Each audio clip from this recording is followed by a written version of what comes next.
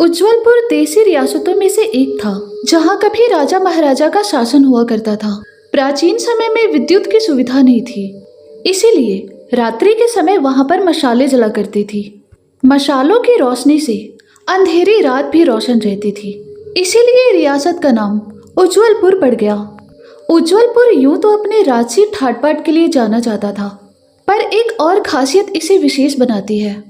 वो है अमावस्या के दिन गांव के सभी लोगों का घर से बाहर ना निकलना।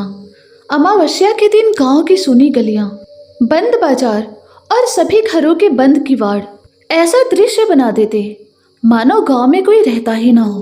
प्राचीन समय में जो गांव बिजली न होने के बाद भी रोशन हुआ करता था, वही गांव बिजली के पर्याप्त आपूर्ति के बाद भी अमावस्या के दिन घोर अंधकार में रहता।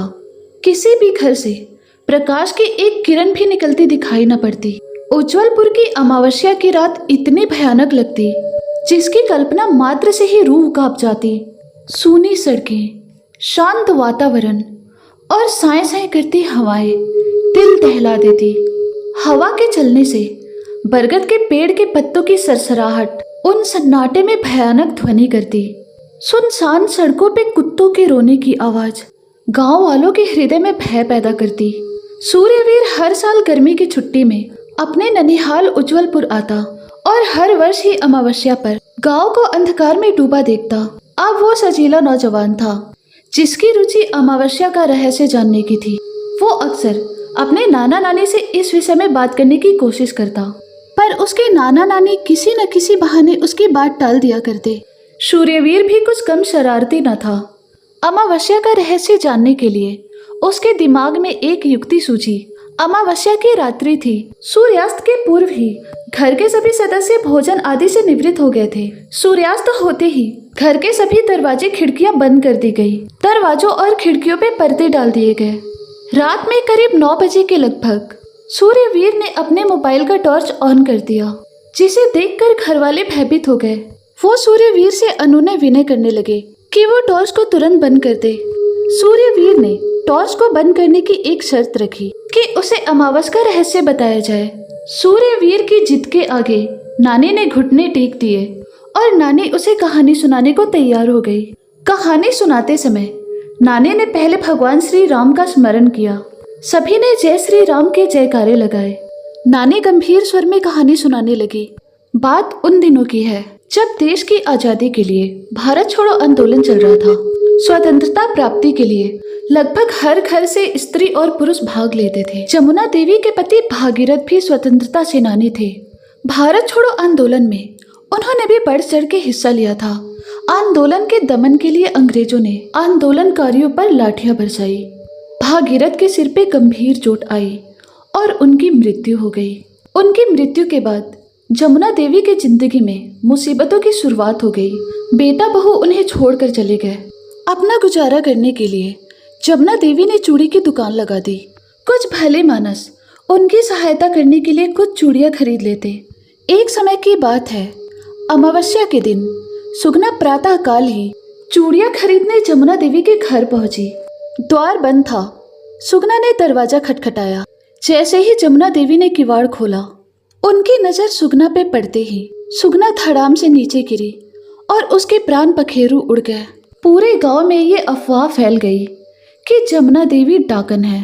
लोग उनके बारे में तरह तरह की बातें करने लगे।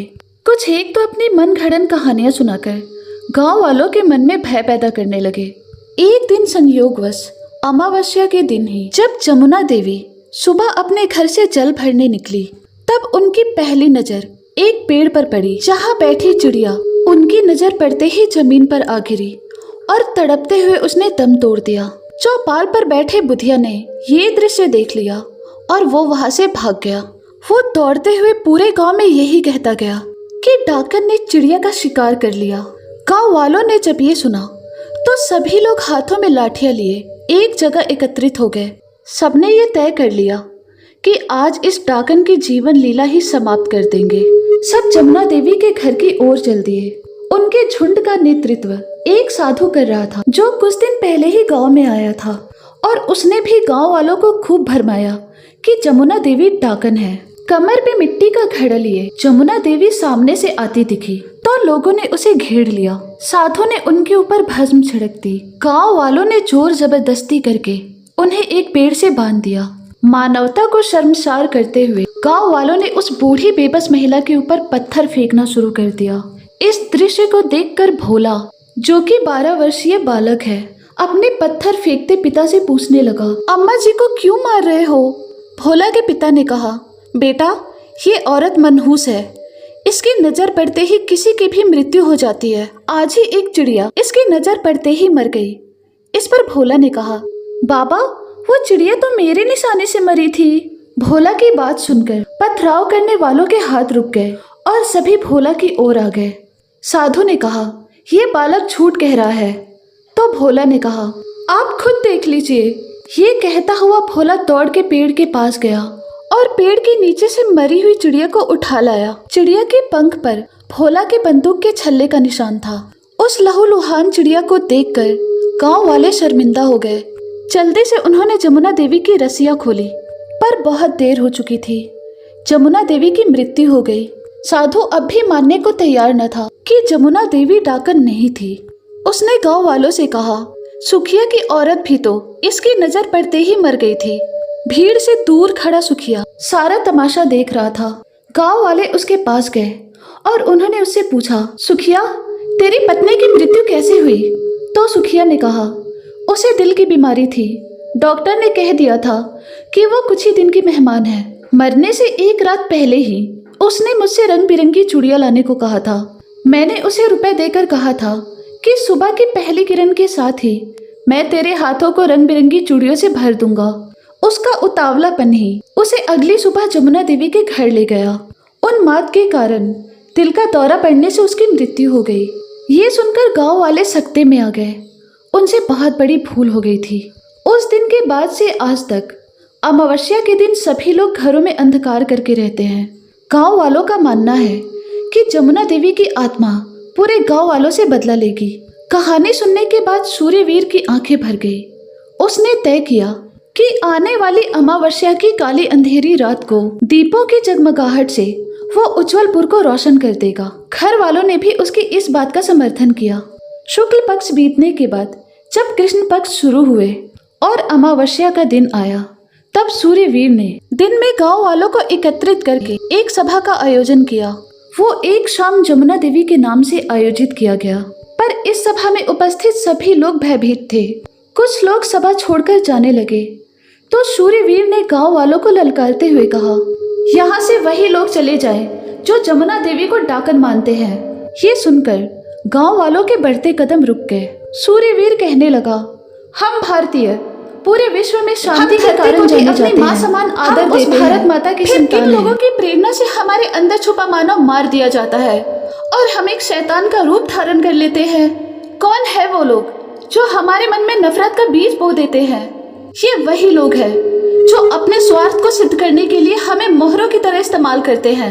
साधु के वेश में छिपे हैवान को हम पहचान ही नहीं पाते हैं और इनके बहकावे में कुछ ऐसा कर बैठते हैं जो मानवता पर कलंक होता है। हमारे पूर्वजों ने भी एक भूल की थी। एक दुखिया असहाय बूढ़ी स्त्री की सहायता करने के बजाय अंधविश्वास के चलते उसे मौत के घाट उतार दिया। आज हम उस भूल का प्रायश्चित करेंगे। यहाँ उपस्थित वही व्यक्ति अपना हाथ ऊपर उठाए जो धर्म के नाम पर फैले अंधविश्वास, कुप्रथा और कुरीतियों का पुरजोर विरोध करता है और आज जमुना देवी के नाम पर सामाजिक बुराइयों को जलाने की शपथ लेकर एक दिया अपने द्वार पर जलाएगा। सभी लोग सूर्यवीर की बात का समर्थन करते हुए हम करके हाथ ऊपर उठाने लगे।